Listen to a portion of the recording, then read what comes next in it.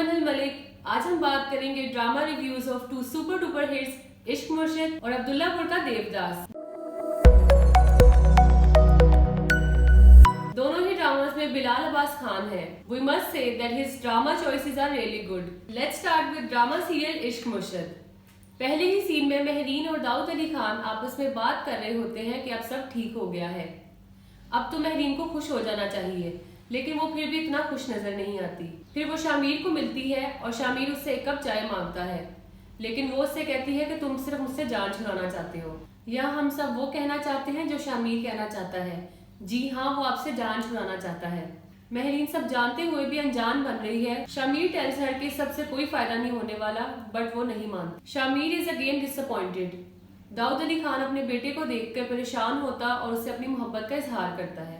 शामिर अपने बाप की साजिश अभी भी नहीं समझ रहा और उसको लग रहा है कि वो उसके साथ मुखलिस हैं। अभी वो अपने बाप के साथ बात शेयर कर ही रहा होता है कि सुलेमान साहब उसके घर आ जाते हैं और दाऊद अली खान के साथ 1-on-1 बात करते हैं। सुलेमान साहब tells Dawood Ali Khan that he won't tell Shibra and Shamir about the threats, but he has to accept the marriage of the two. Now that's more of Suleiman Sahab we like. He promised to never disclose the thing to anyone. Dawood Ali Khan is left with no option but to let the wedding happen. और finally शादी हो जाती। दोनों बहुत प्यारे लग रहे होते हैं। शामीर wears white शेरवानी क्योंकि शिब्रा को उसके ऊपर white कलर अच्छा लगता है। The color white also shows how pure Shamir is with his intentions for his lady. There was no ceremony shown and we didn't see Sukana and her family in the process. Shamir Shibra को उसकी माँ के गांव लेके जाता है। वहाँ सब गांव वाले उनको होल हार्टेडली एक्सेप्ट करते। प्यारी प्यारी रस्में हुई और दूसरी तरफ मेहरीन सोग मनाती हुई नजर आई और उसका बाप भी उसको मजीद शय देता हुआ नजर आया। आखिर शामिर और शिब्रा साथ आ गए, बट अभी बहुत कुछ होना बाकी है। शिब्रा और शामिर का सोशल स्टेटस, क्या उनके बीच में दीवार बनेगा? वो दोनों कैसे एक दूसरे की जिंदगियों को समझेंगे और एक साथ आगे बढ़ेंगे, ये देखना अब और भी दिलचस्प होगा। Next on our drama list is Abdullahpur का Devdas. The name itself is dreamy and इश्किया और इसकी कहानी भी ऐसी ही है। It's a tale of two lovers जो अपनी और एक दूसरे की शनाख्त के पीछे भाग रहे हैं। गुलबानो, जो कि एक अमीर पॉलिटिकल बैकग्राउंड रखती है, has fallen in love with a small town boy Fakhar, लेकिन उसके असल नाम और शनाख्त से अनजान है। लेकिन अब उसका सामना असल देवदास से हो गया है, लेकिन उसको अभी तक हकीकत का नहीं पता।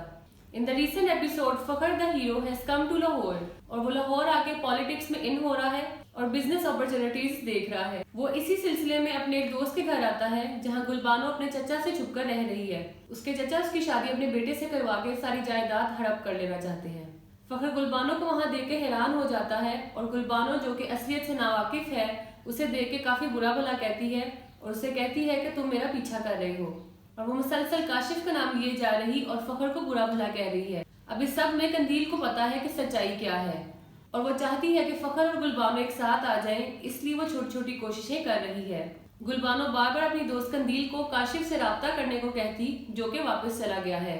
काशिफ भी एक कंफ्यूज कैरेक्टर है जिसने सबको कंफ्यूज किया हुआ है। उसको अब हर बात को क्लियर कर देना चाहिए, लेकिन वो मजनू बनकर वापस अब्दुल्लापुर चला गया है और अब उसका किसी चीज में भी दिल नहीं लगता।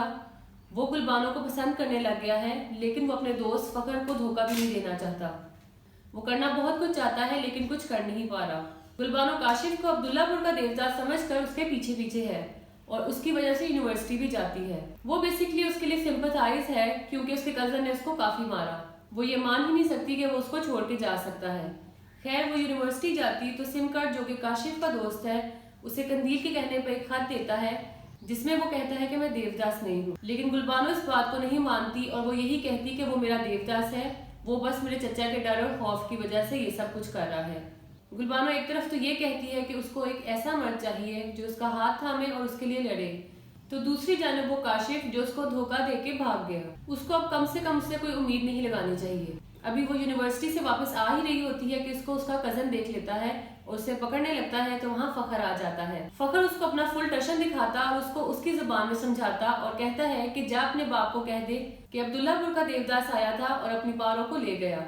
गुलबानो का कजन काफी हैरान और परेशान होता और वहाँ से अपनी हार तस्लीम करके चला जाता है। फखर गुलबानो को अपने घर ले जाता है और गुलबानो फिर से उसको बुरा भला कहना शुरू कर देती है। फखर उसकी किसी भी बात पे कान नहीं धरता और उसे कहता है कि वो यहाँ से नहीं जा सकती और उसे एक कमरे में बंद कर देता।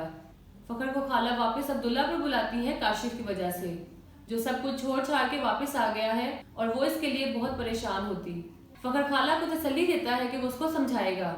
वो काशिफ के पास जाता है और काशिफ के बदले में अंदाज देके काफी परेशान हो जाता है। काशिफ फखर के साथ काफी रूड होता है और उसके इस्रार करने पर उसको बताता है कि उसको गुलबानो जैसी एक लड़की से प्यार हो गया है, जिसपे फखर मुस्कुरा देता है। इसके अलावा we love the short bits of Jamila ji and Shauki. अब देखना ये है कि फखर कैसे गुलबानो को हासिल करेगा, जबकि उसका अपना दोस्त उसी कतार में आ गया है। अब चीजें किसके हक में जाएंगी ये देखना बहुत दिलचस्प होगा। आपको हमारी आज की वीडियो कैसी लगी है कमेंट करके जरूर बताइएगा। For more videos like this, like and subscribe our channel and don't forget to press the bell icon.